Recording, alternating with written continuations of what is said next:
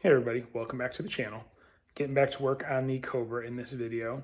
Last video suffered a little setback with a wiring meltdown and just kind of working on getting things repaired from that, making sure there's no other damage that I haven't found, and then fixing a few things that still needed to be resolved from when the dash was installed and just finishing that up. So that being said, I am going to get back in the car and get back to work so I can get this whole dash project and wiring project behind me. All right, I've been working on troubleshooting, just seeing if I can find anything damaged. And I did, kick over the starter. That seemed to work fine. So I don't think the starter solenoid is what I heard frying. I reached under here and I was kind of messing with this and just squeezing it, and I heard a random click. So I think there's something in this bundle, because right here it's just one wire splices, and then there are originally four that came back out. One of them's been taped over because it was cut off. But I think there's something going on in this, and this is like the main power lead coming off the solenoid, and this feeds there it goes, if you heard it. But yeah, it's something in here, and that's the main power lead to the car. So there is something going on here. So I have a feeling I'm gonna have to cut into this and resolve whatever the issue is. So I do think I did find something here. Well, I found the problem. This wire here, which is actually the one that is pretty much the main power lead, if you look, it's elastic. That is because the wire inside the sheath is probably separated, and all this holding it together is the sheathing. So this is definitely what fried on me earlier. All the other ones are good and solid. This one I can pull, it's like a spring. So yeah, there's my problem. So I need to look into getting a replacement fusible link here and getting that hooked up. Just have to rewire these connections. Again, this is three that went into one that went into the starter solenoid. I'll probably just, I might replace all these fusible links depending on what I find out there, and then just run new leads directly to the starter solenoid with fusible links or a fuse or whatever my options are. So I'll have to dig into that, figure it out. But yeah, problem solved there. I figured out what the issue is. All right, so real quick update. I found a Dorman 16 gauge fusible link kit. It's actually for a Chrysler, but it has the right size ring terminal for the starter solenoid. So I ordered a couple of those because there's two 16 gauges and one 18 here, and I'm just going to replace all three of these. So I did find an 18 gauge from a different brand, so I'll replace that as well. I mean, like I said, these two feel okay, but I kind of rather be safe than sorry. This one maybe has a little bit of issue going on right here, so I'm just going to cut these three out, replace some, that way I don't have to worry about anything going down the road. So parts are on order to fix that, and then that should resolve my wiring issue. Good news is I don't need an alternator, although I do still need to probably replace the regulator that's on the alternator just because the housing for the wire harness is all messed up and I plan on replacing it anyway. So since that's out, I'll probably get that on order as well. All right, quick update. I went ahead and ran a wire from the blinker. You can see the new terminal on there. That's the ground wire that goes to the green light, and then there was already a power wire hooked up that was spliced into the gauges, their main power wire. So now if I turn the turn signals on, there we go. I got a blinking light, and it works both sides, as you can see. Off, it's off. So there's left. And I have it matched up now to like how your turn stalk would be. So down is left, up is right. So got a blinker light on the dash, so we're all set there. That is one thing left to fix, or one thing I no longer have to fix. All right, time for a quick update. I've been messing around trying to figure out why my high beams weren't working. Went through and started, writing down and testing wires and making sure connections were where they're supposed to go based on the two relay setup that I have. And, the way this is supposed to work basically is relay 1 is what hooks directly to the power switch, the headlight switch up there. That's what's going to trigger the relay to turn on and off. And when it's on, it'll put the power into relay 2, and you hook your low beams up to the, when this is off, power, which is the red wire in the center. And that is how it's wired. I double checked. This goes to the red with black wires, which those are your low beams. And then the yellow, which is the one that's powered when the relay is on, does go to the light green with black stripe, which is your high beams. So I do have that wired correctly. What was screwed up is the white, which is what goes to the trigger wire.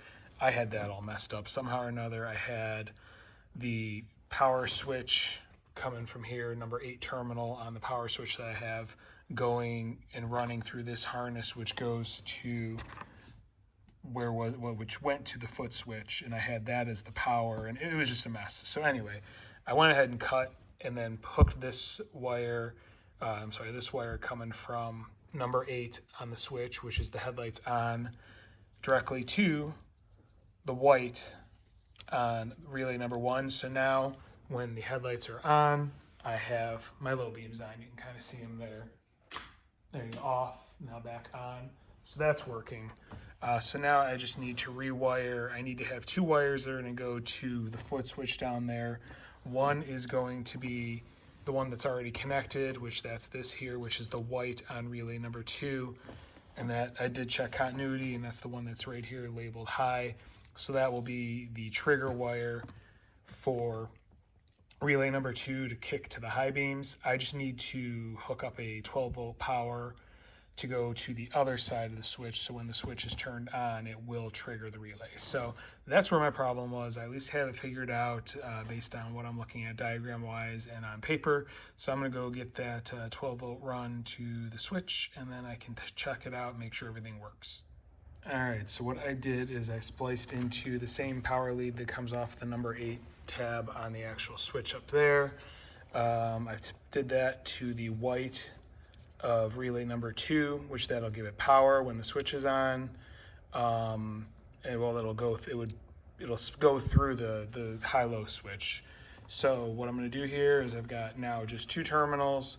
I'm going to hook them up to my high-low switch, and that should be able to trigger the relay to turn to go between the regular headlights, which will always be on if the relay is turned off, and then it'll turn on the high beams if the relay is turned on via it'll be the ground switch down there, but I'm just going to use this one to as a temporary switch. So give me 1 second, hook it up, and see if everything works. All right, switch is hooked up, so I'm going to go ahead and turn the headlights on. And looking out front, got the regular headlights are on, high beam light is off. I'm going to flip the switch up to turn on the high beams. So we're now in the high beam position, and hey, looky there, high beam light is on, and the lights are brighter. So that is the fix right there. I think I figured out what I did. I was doing a lot of work, a lot of time, and this switch I had it labeled P, and on this side I had H and L. So I have a feeling I saw that thinking I needed to have 3 wires hooked up to a switch instead of just falling back on my original diagram of how I wired things for the 2 relays. Because I think before I had the 2 relays, when I originally got the car, I was just going to run everything directly through the switch, and then thought better of putting that much current through a Lucas toggle switch. So I'm going to run this wire back down to the switch in the footwell and double check that once it's hooked back up. But that should be problem solved as far as my high beams. All right, we ran the wires down to the floor switch. So let's just double check everything works again. So headlights, right now it's on the brights. So I'm gonna click that switch, and it should knock me down to, and now we're down to the regular lights. And the same thing, hit it again, back to brights. So we got a winner. That is another problem solved. Wiring for the headlights is corrected. Off the list. All right, quick update. I got all of the relays put back in place up on the firewall where they live. I also wrapped the wiring again for the red light for the alternator charge circuit, and as you can see, the car is turned on, it's lit up, nothing is frying, so that is a plus. I jiggled it. I did do what I mentioned before, the positive now in the center, which is there's like a ceramic shield around that. That is probably where I should have put the positive to begin with. And I did wrap electrical tape around the body of the light fixture. You can see it there, and then put it in the housing that mounts in the dash. So it's wedged into place, and then I have it marked again. The one, you can see the slash there, that's the ground, that's on the outside. So that way I should not get a dead short, because it's now at least going through the light bulb. Good old electrical. But yeah, that should fix that problem. So I think the next thing on my list is going to be to mess with the blower motor switch. You can see I have it disconnected because the wire was too short to get the switch in the actual dash. So I need to go ahead, extend that. Plus I'm probably going to try and mount that breaker relay, whatever the heck it is, junction up somewhere out of the way. Previously I just had it zip tied here to this bundle of wires when they were all bundled together. I'm thinking I can probably mount it up somewhere a little bit higher so it won't be as visible with the dash in place. And then that'll probably wrap up what I have to do as far as wiring goes. So other than fixing the fusible links when those parts come in. So I'm gonna go ahead and get to work on that. All right, so as you can see, cut the little hole and got the actual switch for the blower motor mounted in place. It's just loosely in place until I can actually clock where I want the knob to go. I did use a washer just to try to like act as a filler on it because this doesn't have the same mounting hardware as every other switch, and I just wanted to kind of match size-wise, make it look a little bit better. So I just need to now extend the wire under the dash, get that plugged in, and then I can go ahead and finalize the knob installation and get this thing tightened down, and that will be done. All right, so I extended the blower motor wire, and then I did mount the breaker. You can kind of see it up there behind the corrugated hose for the duct. So that's now mounted up there on the firewall. I used double-sided tape and then a rivet from the other side of the firewall that was a existing hole. So everything is now hooked up. You can see power is on based on the light and the voltage gauge. And here we go.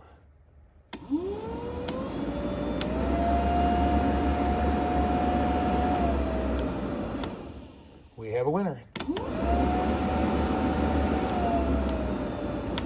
3 speeds all working.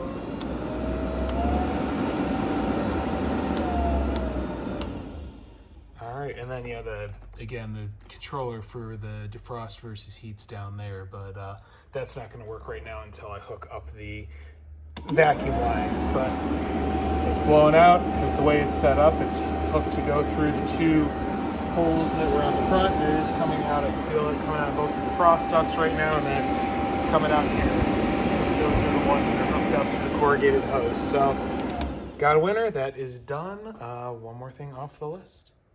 All right, and I also went ahead, I tightened up the dimmer control, so that's now kind of where I want it. This is tightened in place. I tightened up the actual switch, so now it works. You can dim the gauges as needed. So all the knobs and buttons on the dash are hooked up and work, other than this fan switch, because I don't have the outside fans that I'm going to put in the nose yet, and that's what that's going to be wired to.